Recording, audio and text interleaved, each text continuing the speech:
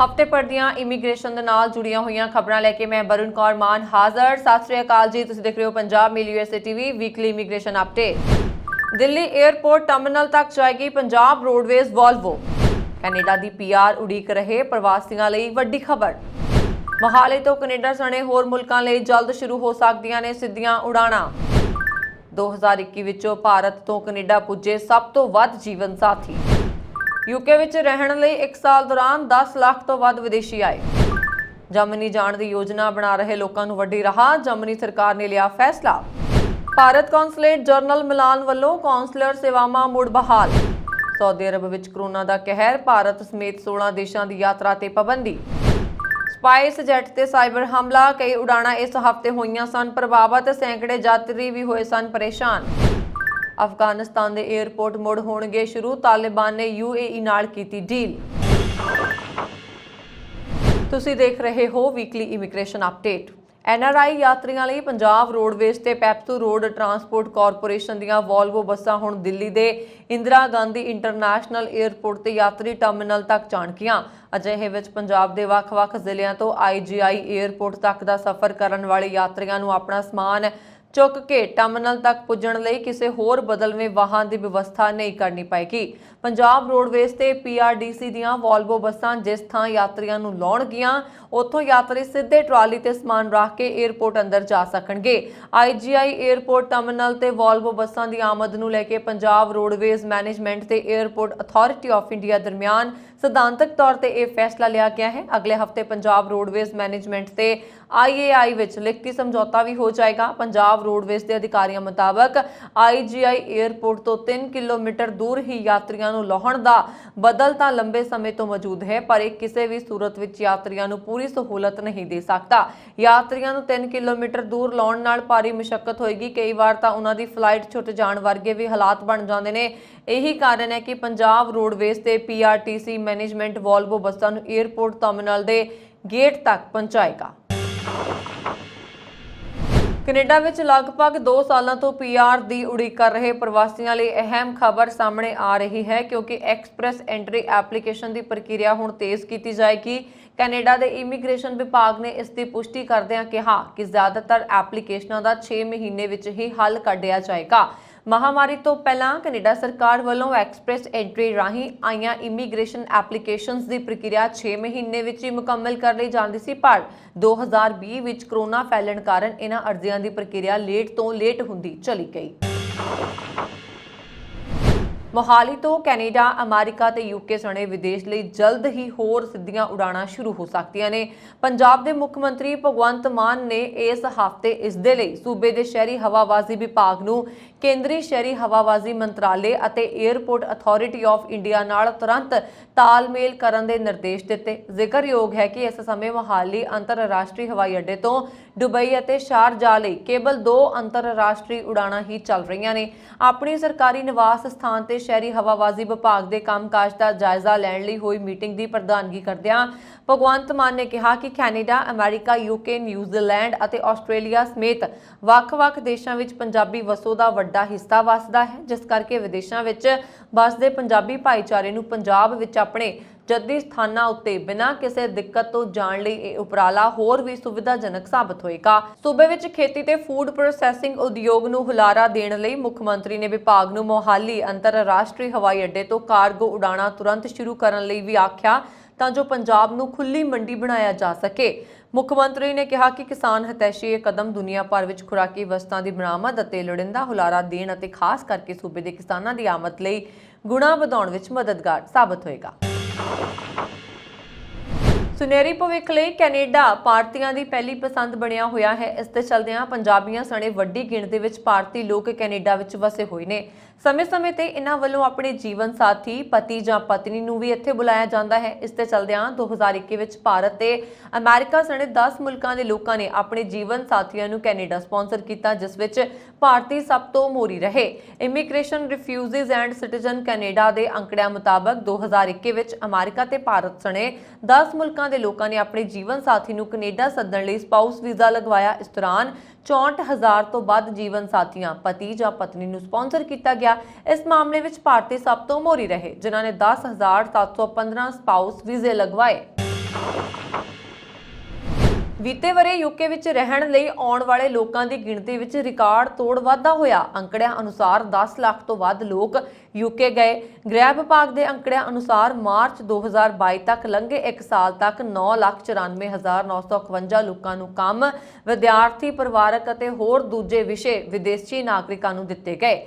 ਮਹਾਮਾਰੀ ਤੋਂ ਪਹਿਲਾਂ ਇਹ ਗਿਣਤੀ 7,39,936 ਸੀ। ਇਸ ਤੋਂ ਇਲਾਵਾ 15,451 ਲੋਕਾਂ ਨੂੰ ਰਾਜਸੀ ਸ਼ਰਨ ਦਿੱਤੀ ਗਈ ਹੈ, ਜਦਕਿ ਸ਼ਰਨਾਰਥੀ ਅਰਜ਼ੀਆਂ ਵਿੱਚ 45% ਵਾਧਾ ਹੋਇਆ ਹੈ ਅਤੇ ਇਹ ਗਿਣਤੀ 65,008 ਤੱਕ ਪਹੁੰਚ ਗਈ ਹੈ। ਵੱਡੀ ਗਿਣਤੀ ਵਿੱਚ ਪ੍ਰਵਾਸੀ ਛੋਟੀਆਂ ਕਿਸ਼ਤੀਆਂ ਰਾਹੀਂ ਸਮੁੰਦਰ ਪਾਰ ਕਰਕੇ ਪਹੁੰਚੇ ਨੇ। ਤਾਲਿਬਾਨ ਦੇ ਡਰ ਤੋਂ ਭੱਜਣ ਵਾਲੇ ਅਫਗਾਨਾਂ ਦੀ ਗਿਣਤੀ ਵਧੇਰੀ ਹੈ। ਗੈਰ ਕਾਨੂੰਨੀ ਦਾਖਲੇ ਤੇ ਜਾਲੀ ਦਾਅਵਿਆਂ ਤੇ ਕਾਰਵਾਈ ਕਰਨ ਦੇ ਸਰਕਾਰੀ ਦਾਅਵਿਆਂ ਦੇ ਬਾਵਜੂਦ ਬੀਤੇ 30 ਵਰਿਆਂ ਵਿੱਚ ਸ਼ਰਨ ਮੰਗਣ ਵਾਲਿਆਂ ਦੀ ਗਿਣਤੀ ਵਿੱਚ ਰਿਕਾਰਡ ਵਾਧਾ ਹੋਇਆ ਹੈ। ਇਹ ਅੰਕੜਾ 2005 ਤੋਂ ਬਾਅਦ ਹੁਣ ਤੱਕ ਦਾ ਸਭ ਤੋਂ ਵੱਧ ਮਾਰਚ 2022 ਤੱਕ ਦਾ 1,09,735 ਸ਼ਰਨਾਰਥੀ ਅਰਜ਼ੀਆਂ ਦੇ ਫੈਸਲੇ ਦੀ ਉਡੀਕ ਕਰ ਰਹੇ ਨੇ।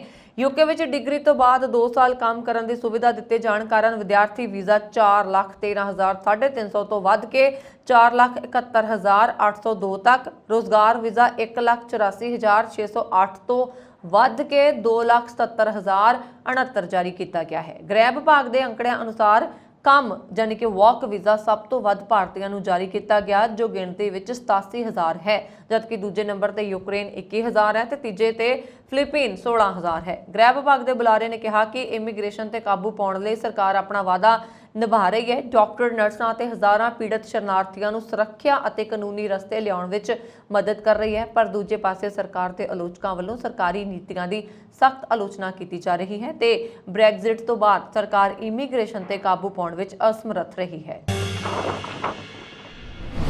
ਭਾਰਤ ਅਤੇ ਭੂਟਾਨ ਵਿੱਚ ਜਰਮਨੀ ਦੇ ਰਾਜਦੂਤ ਵਾਲਟਰ ਜੈ ਲਿੰਡਨਰ ਨੇ ਵੀਰਵਾਰ ਨੂੰ ਕਿਹਾ ਕਿ ਉਹਨਾਂ ਦਾ ਦੇਸ਼ ਭਾਰਤ ਬਾਇਓਟੈਕ ਦੇ ਕੋਵਿਡ-19 ਰੋਕੂ ਟੀਕੇ ਨੂੰ ਯਾਤਰਾ ਦੇ ਉਦੇਸ਼ ਨਾਲ 1 ਜੂਨ ਤੋਂ ਮਾਨਤਾ ਦੇਗਾ। ਲਿੰਡਨਰ ਨੇ ਇੱਕ ਟਵੀਟ ਵਿੱਚ ਕਿਹਾ, ਬਹੁਤ ਖੁਸ਼ ਹਾਂ ਕਿ ਜਰਮਨ ਸਰਕਾਰ ਨੇ 1 ਜੂਨ ਤੋਂ ਜਰਮਨੀ ਦੀ ਯਾਤਰਾ ਲਈ ਵਿਸ਼ਵ ਸਿਹਤ ਸੰਗਠਨ ਵੱਲੋਂ ਸੂਚੀਬੱਧ ਕੋਵੈਕਸਿਨ ਨੂੰ ਮਾਨਤਾ ਦੇਣ ਦਾ ਫੈਸਲਾ ਕੀਤਾ ਹੈ। ਦੂਤਘਰ ਇਸ ਤਰ੍ਹਾਂ ਦੇ ਫੈਸਲਿਆਂ ਤੇ ਸਰਗਰਮੀ ਨਾਲ ਜ਼ੋਰ ਦੇ ਰਿਹਾ ਹੈ। ਕੋਵਿਡ ਕਾਰਨ ਵੀਜ਼ਾ ਵਿਭਾਗਾਂ ਵਿੱਚੋਂ ਆਮ ਨਾਲੋਂ ਜ਼ਿਆਦਾ ਉਡੀਕ ਸਮਾਂ ਹੈ, ਕਿਰਪਾ ਕਰਕੇ ਸਬਰ ਰੱਖੋ। ਪਿਛਲੇ ਸਾਲ ਨਵੰਬਰ ਵਿੱਚ ਵਿਸ਼ਵ ਸਿਹਤ ਸੰਗਠਨ ਨੇ ਕੋਵੈਕਸਿਨ ਦੀ ਐਮਰਜੈਂਸੀ ਵਰਤੋਂ ਦੀ ਸਿਫਾਰਿਸ਼ ਕੀਤੀ ਸੀ। ਆਸਟ੍ਰੇਲੀਆ, ਜਾਪਾਨ ਅਤੇ ਕੈਨੇਡਾ ਸਮੇਤ ਕਈ ਦੇਸ਼ ਕੋਵੈਕਸਿਨ ਲਗਵਾ ਚੁੱਕੇ ਯਾਤਰੀਆਂ ਨੂੰ ਆਪਣੇ ਇੱਥੇ ਆਉਣ ਦੀ ਆਗਿਆ ਦਿੰਦੇ ਨੇ। ਇਟਲੀ ਵਿੱਚ ਕੋਵਿਡ-19 ਦੇ ਵੱਧ ਰਹੇ ਮਰੀਜ਼ਾਂ ਨੂੰ ਦੇਖਦਿਆਂ ਭਾਰਤੀ ਕੌਂਸਲੇਟ ਜਨਰਲ ਮਿਲਾਨ ਨੇ ਪਾਸਪੋਰਟ, OCI ਕਾਰਡ ਅਤੇ ਹੋਰ ਫੁੱਟਬਾਲ ਸੇਵਾਵਾਂ 29 ਦਸੰਬਰ 2021 ਤੋਂ ਮੁਅੱਤਲ ਕਰ ਦਿੱਤੀਆਂ ਸੀ, ਜਿਨ੍ਹਾਂ ਨੂੰ ਹੁਣ ਦੁਬਾਰਾ ਸ਼ੁਰੂ ਕੀਤਾ ਜਾ ਰਿਹਾ। 15 ਜੂਨ 2022 ਤੋਂ ਮੁਲਾਕਾਤ ਦੇ ਆਧਾਰ ਤੇ ਕੌਂਸਲਰ ਸੇਵਾਵਾਂ ਮੁੜ ਸ਼ੁਰੂ ਕਰੇਗਾ। ਇਸ ਲਈ ਕੌਂਸਲੇਟ ਜਨਰਲ ਮਿਲਾਨ ਵਿੱਚ ਕੋਰੀਅਰ ਰਾਹੀਂ ਡਾਕ ਅਰਜ਼ੀਆਂ ਪ੍ਰਾਪਤ ਕਰਨ ਲਈ ਆਖਰੀ ਮਿਤੀ 31 ਮਈ 2022 ਤੱਕ ਹੋਏਗੀ। ਆਨਲਾਈਨ ਅਪਾਇੰਟਮੈਂਟ ਮੁਲਾਕਾਤਾਂ ਕੌਂਸਲੇਟ ਜਨਰਲ ਮਿਲਾਨ ਵੈਬਸਾਈਟ ਤੇ 10 ਜੂਨ 2022 ਤੋਂ ਜਾਰੀ ਕੀਤੀਆਂ ਜਾਣਗੀਆਂ।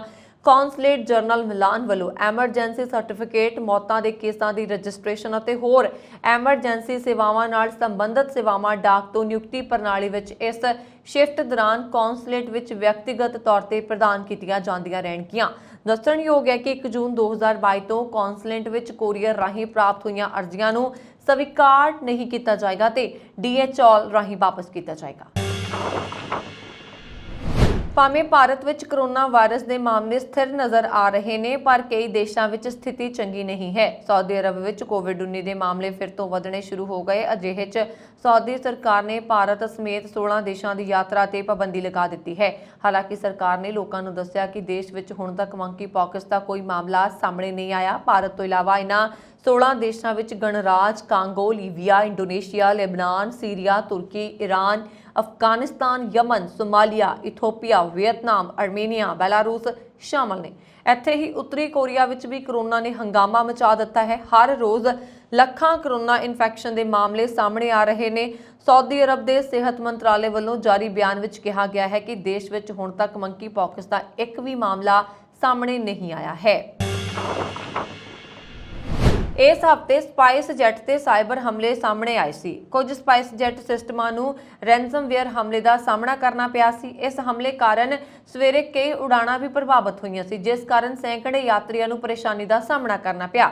ਇਸ ਦੇ ਨਾਲ ਇਸ ਹਮਲੇ ਤੋਂ ਬਾਅਦ ਇਸ ਹਫ਼ਤੇ ਹੀ ਸਪਾਈਸ ਜੈਟ ਦਾ ਬਿਆਨ ਵੀ ਸਾਹਮਣੇ ਆ ਚੁੱਕਾ ਹੈ। ਕੰਪਨੀ ਦਾ ਕਹਿਣਾ ਹੈ ਕਿ IT ਟੀਮ ਨੇ ਸਥਿਤੀ ਤੇ ਕਾਬੂ ਪਾ ਲਿਆ ਸੀ ਅਤੇ ਇਸ ਨੂੰ ਠੀਕ ਕਰ ਲਿਆ ਗਿਆ ਅਤੇ ਉਡਾਣਾਂ ਹੁਣ ਆਮ ਵਾਂਗ ਚੱਲ ਰਹੀਆਂ ਨੇ। ਇੱਕ ਬੁਲਾਰੇ ਨੇ ਕਿਹਾ ਕਿ ਮੰਗਲਵਾਰ ਰਾਤ ਨੂੰ ਰੈਂਸਮਵੇਅਰ ਹਮਲੇ ਨੇ ਸਵੇਰ ਤੱਕ ਉਡਾਣਾਂ ਦੀ ਰਵਾਨਗੀ ਨੂੰ ਹੌਲੀ ਕਰ ਦਿੱਤਾ ਸੀ। ਸਪਾਈਸ ਜੈਟ ਨੇ ਰਵਾਨਗੀ ਵਿੱਚ ਦੇਰੀ ਤੇ ਕਈ ਸਵਾਲ ਪ੍ਰਾਪਤ ਕਰਨ ਤੋਂ ਬਾਅਦ ਟਵੀਟ ਵੀ ਕਰ ਦਿੱਤਾ ਸੀਗਾ ਕਿ ਕੁਝ ਸਪਾਈਸ ਜੈਟ ਪ੍ਰਣਾਲੀਆਂ ਨੂੰ ਬੀਤੀ ਰਾਤ ਇੱਕ ਰੈਂਸਮਵੇਅਰ ਅਟੈਕ ਦਾ ਸਾਹਮਣਾ ਕਰਨਾ ਪਿਆ, ਜਾਣੀ ਕਿ ਮੰਗਲਵਾਰ ਦੀ ਰਾਤ ਨੂੰ ਇਸ ਹਫ਼ਤੇ, ਜਿਸ ਨਾਲ ਸਵੇਰ ਦੀ ਫਲਾਈਟ ਪ੍ਰਭਾਵਿਤ ਹੌਲੀ ਹੋ ਗਈ। ਸਾਡੀ IT ਟੀਮ ਨੇ ਸਥਿਤੀ ਨੂੰ ਨਿਯੰਤਰਣ ਕੀਤਾ ਅਤੇ ਠੀਕ ਕਰ ਲਿਆ ਤੇ ਉਡਾਣਾਂ ਆਮ ਵਾਂਗ ਚੱਲ ਰਹੀਆਂ ਨੇ। ਇਸ ਦੌਰਾਨ ਜਿਵੇਂ ਹੀ ਹਵਾਈ ਅੱਡਿਆਂ ਤੇ ਫਸੇ ਯਾਤਰੀਆਂ ਨੇ ਦੇਰੀ ਤੇ ਚਿੰਤਾ ਪ੍ਰਗਟਾਈ ਤਾਂ ਗਰਾਊਂਡ ਸਟਾਫ ਨੇ ਉਹਨਾਂ ਨੂੰ ਸਰਵਰ ਡਾਊਨ ਹੋਣ ਦੀ ਸੂਚਨਾ ਵੀ ਦਿੱਤੀ ਸੀ।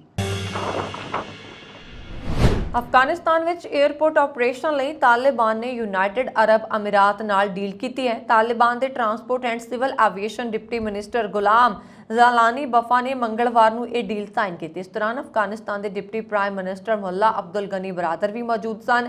ਡੀਲ ਤਹਿਤ ਆਬੂ ਧਾਬੀ ਦੀ company GAC corporation Herat Kabul ਦੇ ਕੰਧਾਰ ਤੇ 에ਅਰਪੋਰਟਸ ਦਾ ਮੈਨੇਜਮੈਂਟ ਸੰਭਾਲੇਗੀ। 에ਅਰਪੋਰਟ ਦੇ ਸੰਚਾਲਨ ਲਈ ਤਾਲਿਬਾਨ ਨੇ UAE, ਤੁਰਕੀ ਤੇ ਕਤਰ ਨਾਲ ਮਹੀਨਿਆਂ ਤੱਕ ਗੱਲਬਾਤ ਕੀਤੀ, ਜਿਸ ਤੋਂ ਬਾਅਦ ਇਹ ਫੈਸਲਾ ਲਿਆ ਗਿਆ। ਡੀਲ ਦੌਰਾਨ ਮੁੱਲਾ ਬਰਾਦਰ ਨੇ ਕਿਹਾ ਕਿ ਦੇਸ਼ ਦੀ ਸੁਰੱਖਿਆ ਮਜ਼ਬੂਤ ਹੈ। ਇਸਲਾਮਿਕ ਅਮੀਰਾਤ ਜਾਣੀ ਕਿ ਵਿਦੇਸ਼ੀ ਨਿਵੇਸ਼ਕਾਂ ਨਾਲ ਕੰਮ ਕਰਨ ਲਈ ਤਿਆਰ ਹੈ। ਬਰਾਦਰ ਨੇ ਕਿਹਾ ਕਿ ਇਸ ਸਮਝੌਤੇ ਨਾਲ ਸਾਰੇ ਵਿਦੇਸ਼ੀ 에ਅਰਲਾਈਨ ਅਫਗਾਨਿਸਤਾਨ ਵਿੱਚ ਸੁਰੱਖਿਅਤ ਉਡਾਣਾਂ ਸ਼ੁਰੂ ਕਰ ਸਕਣਗੀਆਂ। ਸਿਵਲ ਐਵੀਏਸ਼ਨ ਮਿਨਿਸਟਰ ਗੁਲਾਮ ਜ਼ਲਾਨੀ ਬਫਾ ਨੇ ਕਿਹਾ ਕਿ ਗੈਕ ਕਾਰਪੋਰੇਸ਼ਨ ਇੱਕ ਮਲਟੀਨੈਸ਼ਨਲ ਕੰਪਨੀ ਹੈ ਜੋ UAE ਵਿੱਚ ਫਲਾਈਟ ਸਰਵਿਸਿਜ਼ ਮੁਹੱਈਆ ਕਰਵਾਉਂਦੀ ਹੈ। ਜਦੋਂ ਸਾਡੇ ਇੱਥੇ ਹਾਲਾਤ ਠੀਕ ਨਹੀਂ ਸਨ, ਉਦੋਂ UAE ਨੇ ਤਕਨੀਕੀ ਸਹਾਇਤਾ ਦਿੱਤੀ ਸੀ ਤੇ ਮੁਫਤ ਵਿੱਚ ਟਰਮੀਨਲ ਦੀ ਰਿਪੇਅਰਿੰਗ ਕੀਤੀ। ਇਸ ਡੀਲ ਤੇ ਸਵਾਲ ਵੀ ਉੱਠ ਰਹੇ ਨੇ ਕਿਉਂਕਿ ਕਤਰ ਤੇ ਤੁਰਕੀ ਪਹਿਲਾਂ ਤੋਂ ਹੀ 에ਅਰਪੋਰਟ ਦੇ ਆਪਰੇਸ਼ਨ ਦੀ ਡੀਲ ਹਾਸਲ ਕਰਨ ਲਈ ਲਾਈਨ ਵਿੱਚ ਸੀ। ਦਸੰਬਰ 2021 ਵਿੱਚ ਤੁਰਕੀ ਤੇ ਕਤਰ ਦੀਆਂ ਕੰਪਨੀਆਂ ਨੇ ਕਾਬੁਲ 에ਅਰਪੋਰਟ ਸਣੇ ਇੱਥੋਂ ਦੇ ਬਾਲਕ, ਹੈਰਾਤ, ਕੰਧਾਰ ਤੇ ਖੌਸਤ ਸੂਬੇ ਦੇ 에ਅਰਪੋਰਟ ਚਲਾਉਣ ਲਈ ਇੱਕ ਸਮਝੌਤਾ ਕੀਤਾ ਸੀ। ਦੱਸ ਦਈਏ ਕਿ 2021 ਵਿੱਚ ਤਾਲਿਬਾਨ ਤੇ ਅਫਗਾਨਿਸਤਾਨ ਦੀ ਸੱਤਾ ਆਪਣੇ ਹੱਥਾਂ ਵਿੱਚ ਲੈ ਲਈ ਸੀ। ਇਸ ਸਨ ਇਸ ਹਫ਼ਤੇ ਦੀਆਂ ਇਮੀਗ੍ਰੇਸ਼ਨ ਅਪਡੇਟ। ਵਰੁਣ ਕੌਰ ਮਾਨ ਨੂੰ ਦਿਵਾ ਗਿਆ। ਅਗਲੇ ਹਫ਼ਤੇ ਇਮੀਗ੍ਰੇਸ਼ਨ ਦੇ ਨਾਲ ਜੁੜੀਆਂ ਹੋਈਆਂ ਹੋਰ ਖਬਰਾਂ ਲੈ ਕੇ, ਦੀਨ ਦੁਨੀਆ ਤੋਂ ਜੁੜੀਆਂ ਹੋਈਆਂ ਸਾਰੀਆਂ ਖਬਰਾਂ ਲੈ ਕੇ ਹਾਜ਼ਰ ਹੋਊਂਗੀ। ਸਤਿ ਸ਼੍ਰੀ ਅਕਾਲ।